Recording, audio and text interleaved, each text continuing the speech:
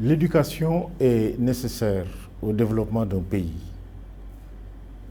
surtout pour les pays pauvres comme le Sénégal. Les autorités disent qu'elles consacrent près de 40% du budget national à la formation et à l'éducation. Personnellement, je pense que c'est un chiffre politique, mais au moins si les autorités le disent, c'est parce qu'elles sont conscientes de la nécessité de mettre beaucoup d'argent pour former les jeunes. Sinon, ce qui se passe, la situation coloniale va revenir. Autrement dit, les Africains auront des tâches subalternes et les autres tâches auxquelles on accède grâce à des diplômes, grâce à la formation, seront dévolues à d'autres. D'autant plus qu'on nous dit que ce 21e siècle sera le siècle de l'Afrique, que les investisseurs vont privilégier l'Afrique. Tout ça, peut-être vrai, peut-être pas vrai, mais de toute manière, ceux qui auront le savoir vont dominer l'Afrique du 21e siècle. Et ils ne seront pas nécessairement des Africains. Si les Africains ne font pas des efforts pour élever leur niveau de formation, d'éducation, d'autres, qu'ils soient japonais, chinois, et vous avez vu avec quelle agressivité la Chine attaque maintenant le continent africain pour lui prendre absolument tout, jusqu'à ces terres que les Chinois louent pour faire une agriculture pour leur population restée en Chine. Tout cela fait que nous jouons peut-être en Afrique notre dernière chance pour rester propriétaires de notre continent et ne pas être nécessairement des employés, des prolétaires sur notre propre continent. Donc il faut que l'éducation se développe. Il faut renforcer les efforts qui sont déjà consentis pour l'enseignement des filles. Et on s'est rendu compte, au vu des derniers résultats, que les filles font de meilleurs résultats que les garçons, de plus en plus. Et cela également est encourageant.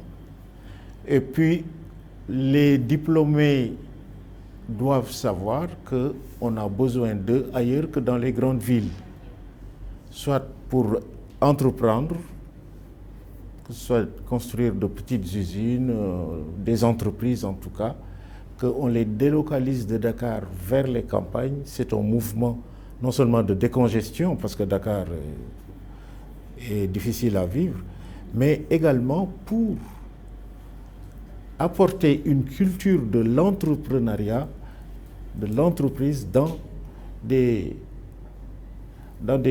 localités où il n'y en a pas. Donc, également, à Brousse, on a besoin de médecins, on a besoin de techniciens, on a besoin d'avocats, etc. Mais tous les avocats se concentrent à Dakar.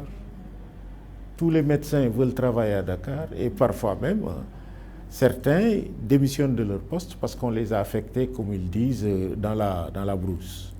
Tout cela est regrettable, mais tout cela est en train de changer. Autrefois, un fonctionnaire, lorsqu'on voulait le punir, on l'affectait à Kédougou. C'est l'un des points les plus éloignés de Dakar sur la carte du Sénégal. Et quand on affectait quelqu'un pas loin de Dakar, il faisait tout pour qu'on le ramène à Dakar. Tout ça, me semble-t-il, est passé de mode. Maintenant que les jeunes traversent les mers pour aller chercher du travail, l'idée se fait jour que travailler en Italie, aux États-Unis, en France ou en Espagne, c'est bien. Mais lorsqu'il y a du travail au Sénégal, il vaut mieux rester et faire ce travail-là. Voilà.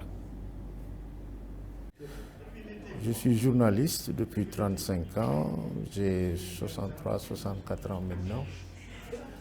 J'ai commencé par le média public, l'actuel RTS. Ensuite, à partir d'un moment, en 1997, j'ai quitté la RTS pour une radio privée, dont on m'avait confié la création et j'en ai été le directeur, le premier directeur, Walfadjri.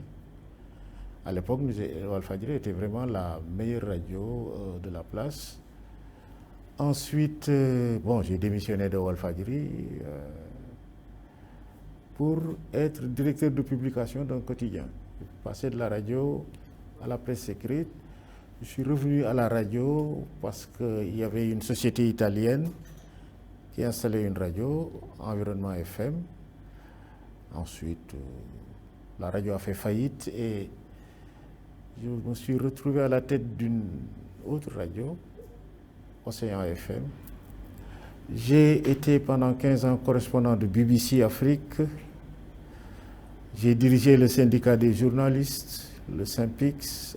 J'ai eu 2 mandats de suite, pas un 3e mandat, juste 2 mandats. Et puis, j'ai siégé à l'instance de régulation. Maintenant, ça s'appelle CNRA. À l'époque, ça s'appelait Haut Conseil de la radio-télévision. Ça, c'est en 91, 93, je ne retiens plus la date. Voilà, j'ai donc beaucoup voyagé dans les médias.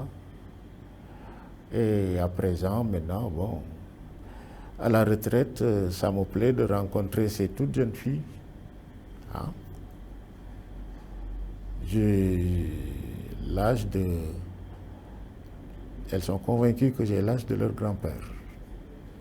Donc l'écart d'âge est très important, mais ça permet des échanges. Quand je leur pose des questions sur des personnages historiques, la réponse me semble évidente, mais en vérité, le décalage est très important. Ils ne savent pas ce que je croyais qu'ils savaient. Et quand je leur dis mon âge, ils bondissent au plafond. J'ai l'impression que je sors directement d'un livre d'histoire ou même de préhistoire. Voilà. Quelle est votre occupation? Actuellement, j'écris un peu, quand mes yeux me le permettent, parce que parfois j'ai du mal. Je lis beaucoup. J'écoute beaucoup la musique de mon époque, hein, celle que j'écoutais quand j'étais plus ou moins adolescent. Et puis, bon, ça m'arrive d'aller voir un groupe de rap qui s'appelle Bidéo Boubès, que j'ai connu quand ils étaient comme ça. Et ils m'avaient choisi jusqu'à présent. Je suis leur parrain.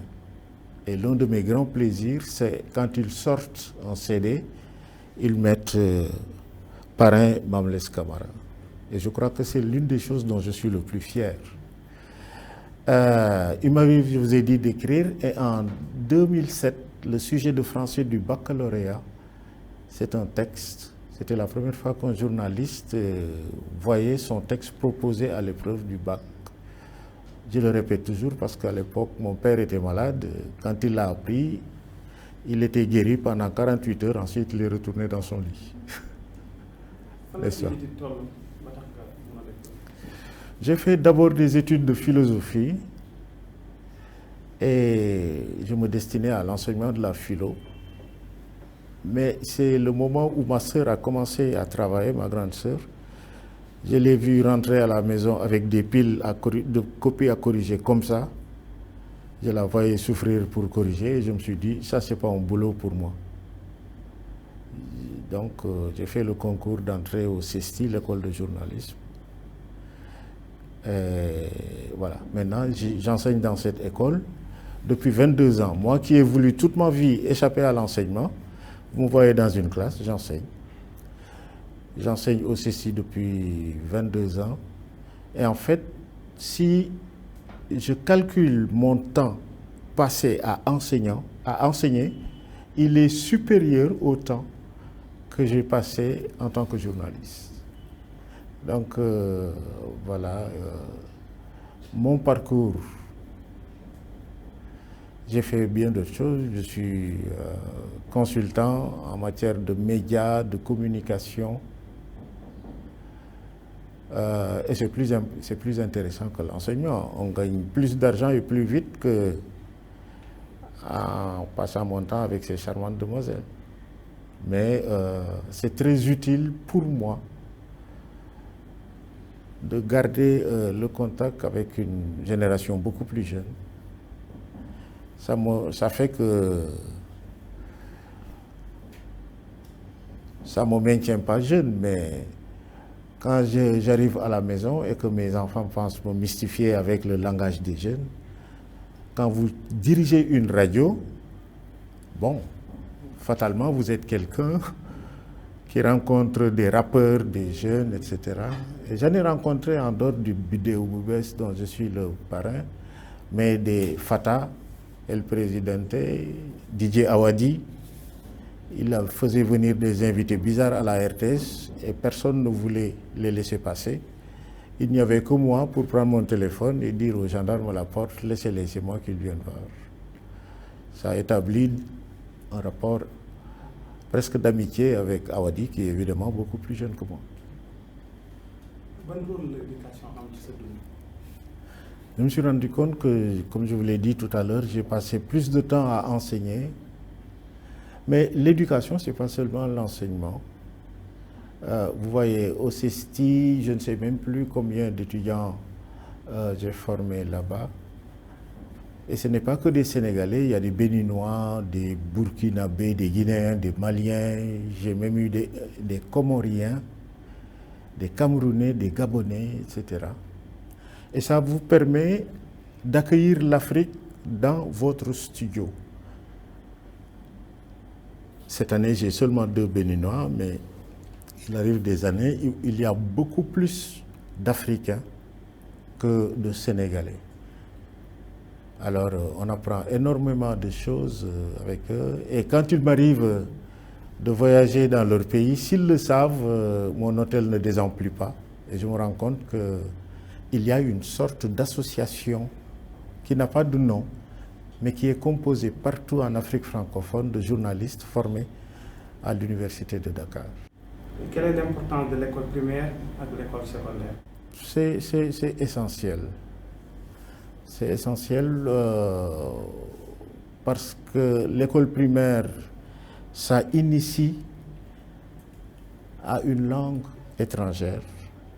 Et c'est cette langue qui finalement est la clé pour ouvrir la porte des sciences, de la connaissance du reste du monde, etc. Nous faisons en français, on aurait tout aussi bien pu le faire dans une autre langue. D'ailleurs, les projets actuels, c'est d'aider les élèves à apprendre avec leur propre langue maternelle.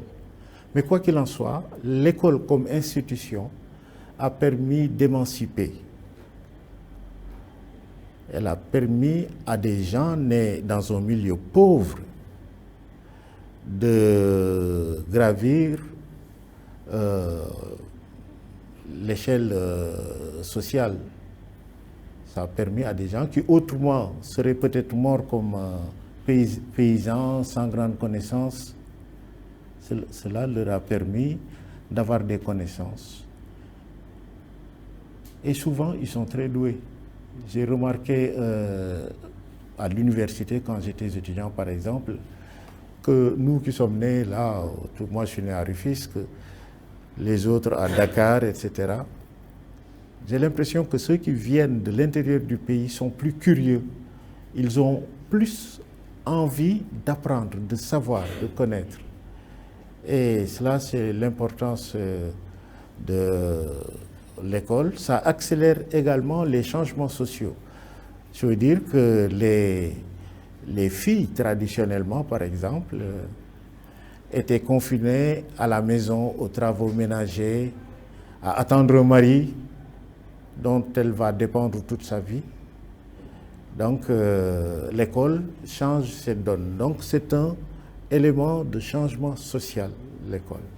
Et maintenant, d'ailleurs, les Sénégalais le comprennent de plus en plus. Est-ce que tu as un handicap? Voilà, bénéfice. Bon, si vous apprenez quelque chose, une langue, une technique, une mécanique, sans pouvoir dominer ce que vous avez appris, évidemment, on peut dire que c'est un échec quelque part, c'est incontestable. Maintenant, Le problème du français est un problème global. C'est-à-dire, en France, on se plaint des mêmes choses qu'ici.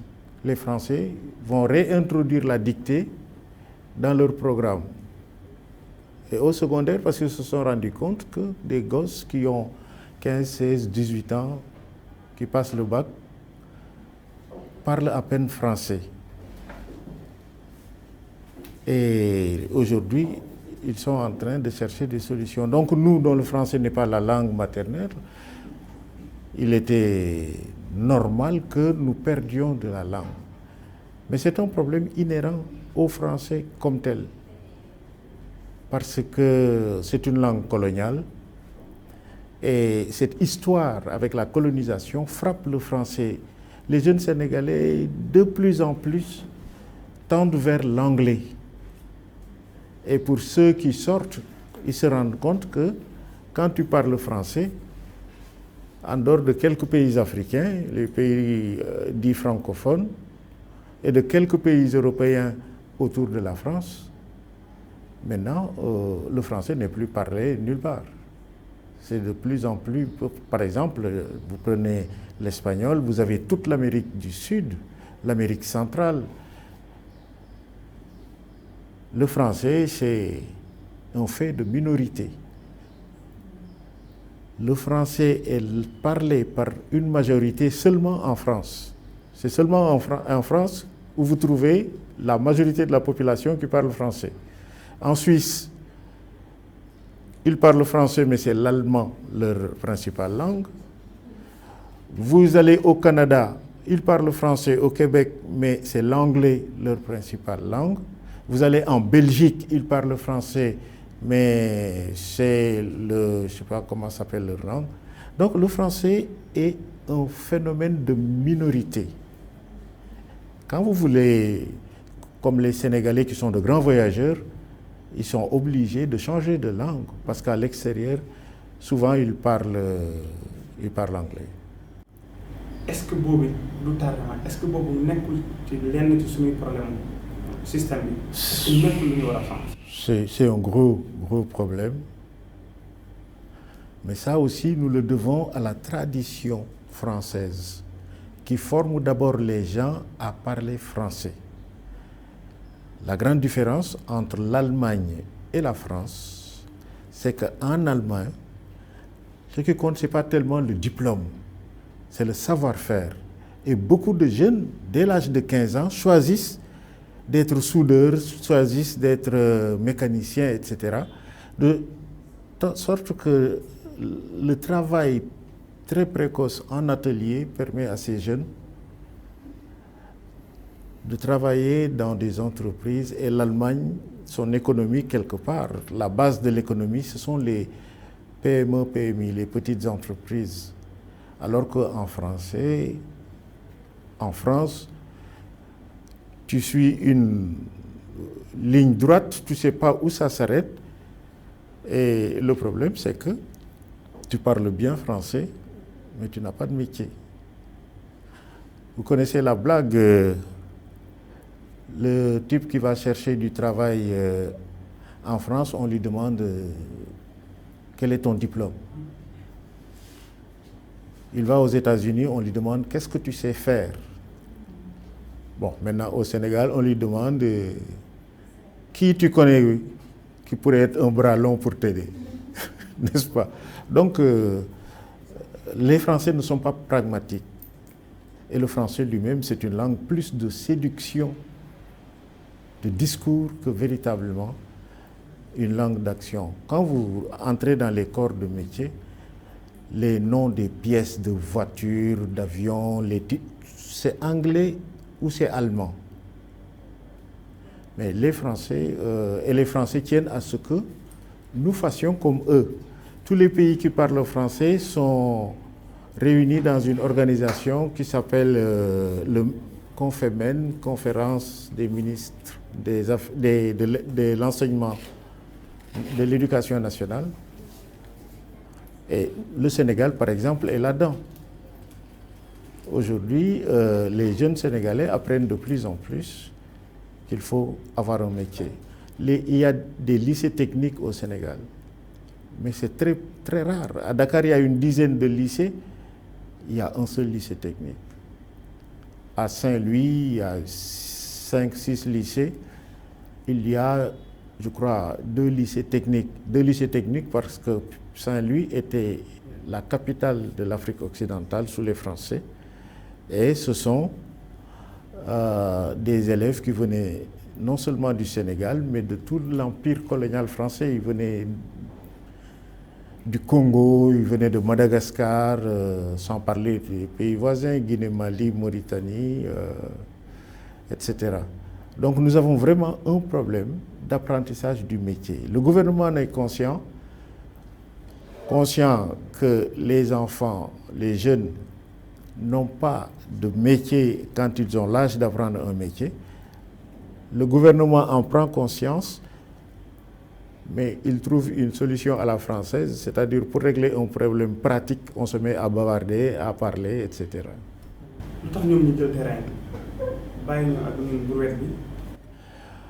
Vous savez, maintenant, la France est voisine de l'Allemagne. Ils ne peuvent pas ne pas remarquer que l'Allemagne est en avance parce que le système de formation est différent, premièrement. Et puis, deuxièmement, la France, en tant que voisine de l'Allemagne, a compris qu'il lui faut changer son système.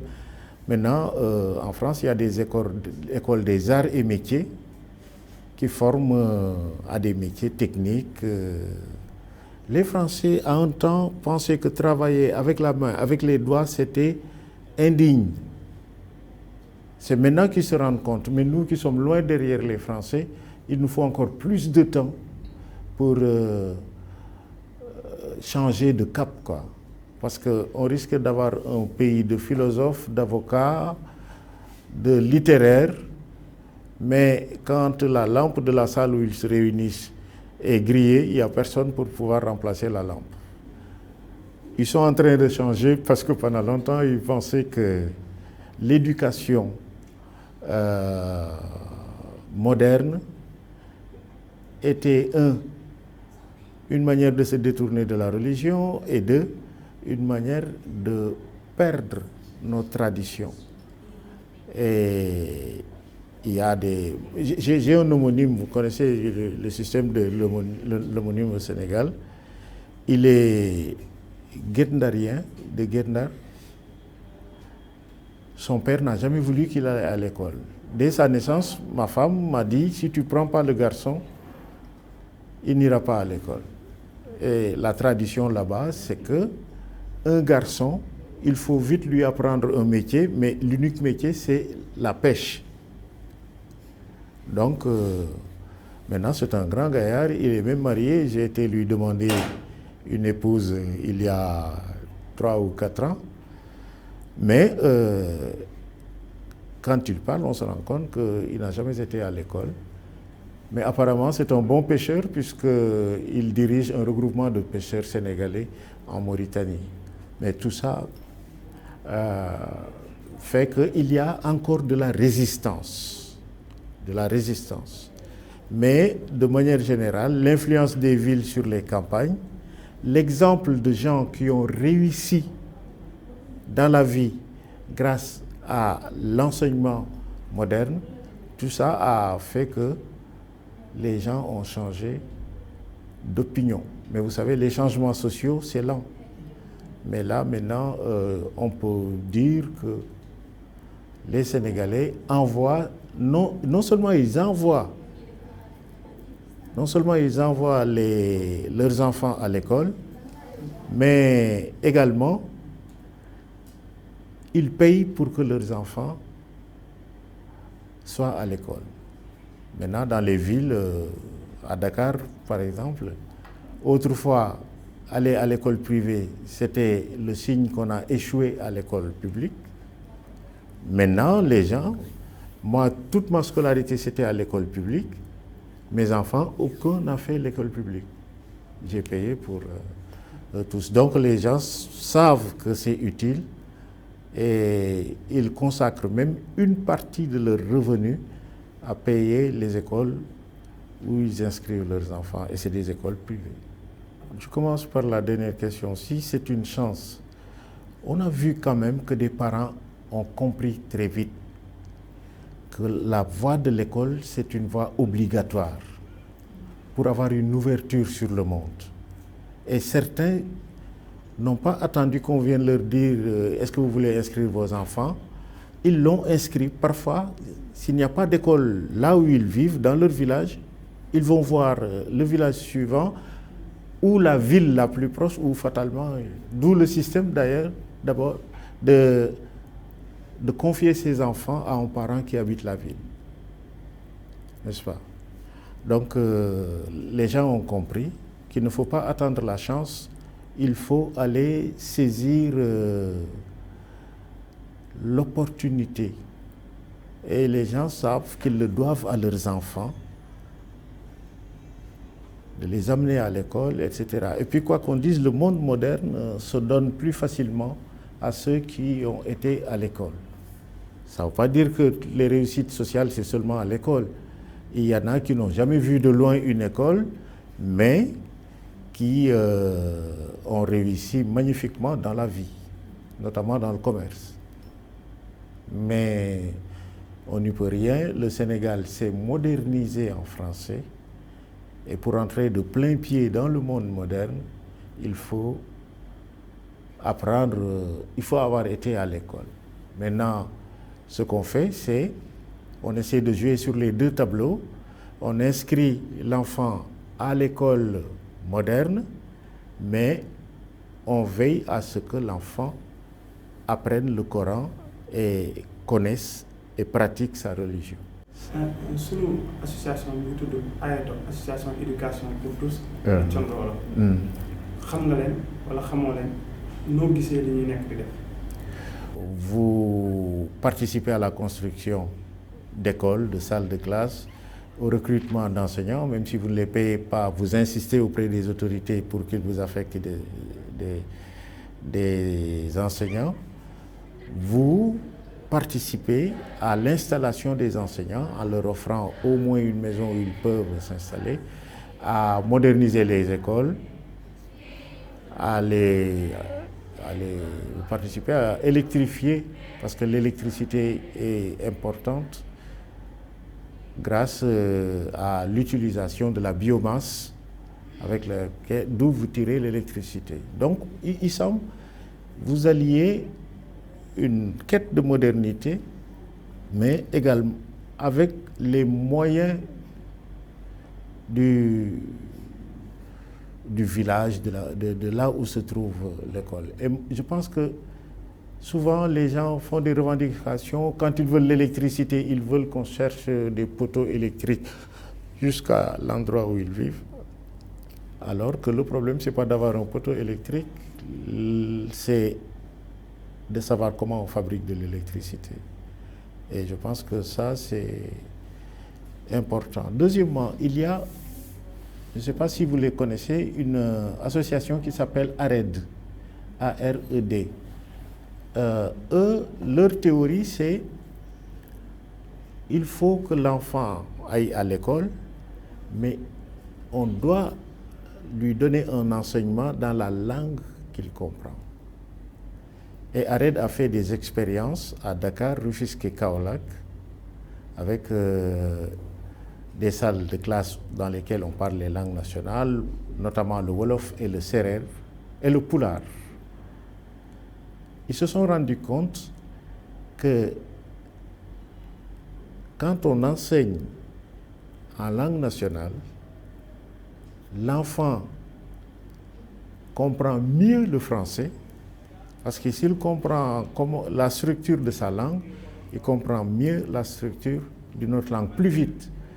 Les gosses qui ont été scolarisés en Wolof et Pulaar dans ces écoles expérimentales, ils apprennent le français plus vite et mieux que les autres, et surtout, ils apprennent mieux les mathématiques, beaucoup mieux que les autres. Donc, c'est assez expérimental et le ministre de l'Éducation nationale de l'époque avait donné le feu vert pour qu'on élargisse l'expérience. Je n'ai pas suivi la suite, mais je crois que les langues nationales, on peut les faire vivre et les moderniser et elle participe à la formation des élèves dans les écoles traditionnelles. Xam-xam.